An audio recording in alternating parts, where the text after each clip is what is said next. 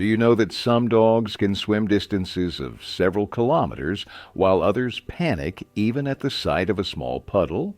It's amazing how animals of the same species can have such different attitudes toward water. If you've ever wondered why your pet either joyfully jumps into any body of water or tries with all its might to avoid even raindrops, this video is for you. Today, we'll dive into the fascinating world of relationships between dogs and water and learn what's behind these striking differences. A dog's attitude toward water is not just an amusing personality trait, it's an important aspect that affects the daily life of both your pet and you. From simple walks in rainy weather to being able to safely relax with your dog near water bodies in summer, understanding why your four-legged friend behaves in a certain way will help make your life together more harmonious. Let's start with history. The ancestors of modern dogs were not always as diverse as they are now. Wolves, from which our domestic pets descended, usually don't avoid water and can swim considerable distances if necessary for hunting or migration. However, they are not aquatic animals by nature and don't spend much time in water without necessity. Interestingly, archaeological findings show that ancient humans selected for domestication those wolves that demonstrated less fear of water, as this was useful for hunting and fishing. When we talk about breed predispositions, the picture becomes even more interesting. Some dog breeds were specifically bred to work in and around water. Newfoundlands, for example, with their water-repellent fur and webbed feet, were historically used to rescue drowning people and help fishermen. These dogs can swim for hours even in cold water, and for them, it's natural and pleasant.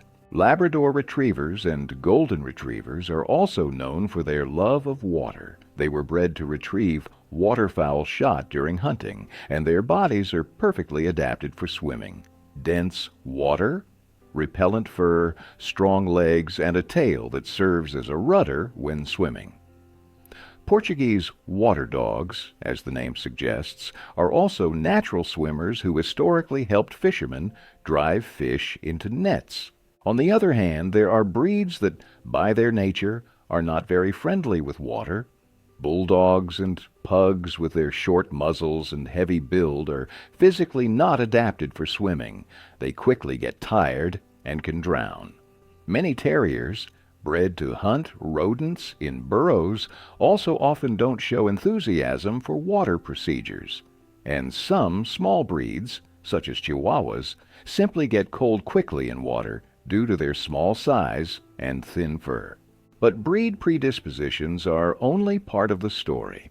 Individual experience plays a huge role in shaping a dog's attitude toward water. Imagine a puppy seeing the sea for the first time. If this first experience is positive, warm weather, calm water, owner's support, the likelihood that the dog will love swimming increases significantly. Conversely, a negative first experience can form a fear of water for many years. A puppy that was forcibly thrown into water, caught under a strong wave, or fell into a cold body of water may develop persistent hydrophobia. Interestingly, studies show that about 30% of dogs that fear water experienced some traumatic water-related experience at an early age. As for physiology, a dog's body structure strongly influences its ability and desire to swim. Dogs with long legs, muscular bodies, and water-repellent fur usually feel confident in water, but pets with short legs, heavy heads, or very thick fur that quickly gets wet and pulls down often instinctively avoid deep water. Their body seems to tell them that it's unsafe. Have you ever wondered why some dogs behave so strangely before entering water? They may circle the shore for a long time, sniff, test the water with a paw. This is not just indecision. Dogs are assessing the situation, water temperature, current, depth. In the wild, incorrect assessment of a water body could cost them their lives. so this caution is instinctive. Interestingly, dogs perceive water not only through sight, but also through smell. Water has its own scent, which can change depending on the content of minerals, organic substances, and even the season. For dogs, with their phenomenal sense of smell, this is a whole world of information. Some studies show that dogs can distinguish the smell of chlorinated pool water from natural lake water and react differently to them. Did you know that dogs swim differently than humans? Humans mainly use their arms to move in water, while dogs use all four paws, performing movements similar to running. This is the so-called dog paddle. The front legs do most of the work, while the hind legs rather help maintain balance.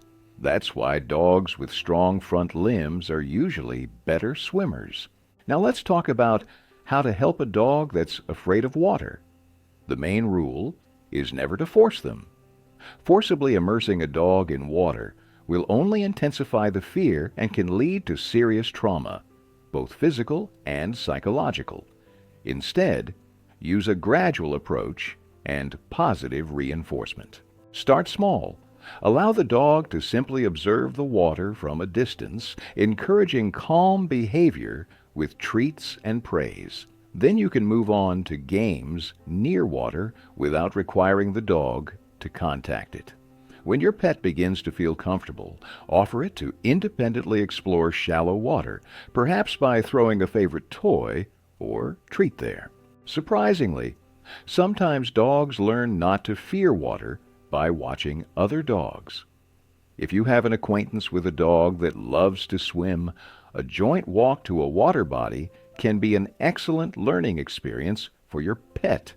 Social learning plays a huge role in dogs' lives, and seeing how a fellow dog enjoys water, your dog may reconsider its attitude toward it.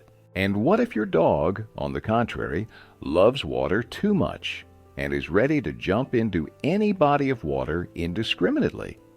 This can also be a problem, especially if we're talking about unsafe places or cold water.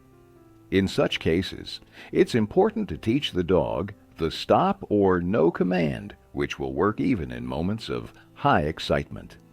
Training with gradually increasing difficulty will help the dog learn to control its impulses even at the sight of inviting water. Special attention should be paid to the dog's safety on water.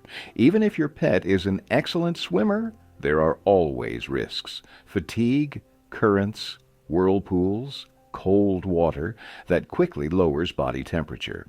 For dogs that often swim, especially small or elderly ones, it's worth buying a special life jacket.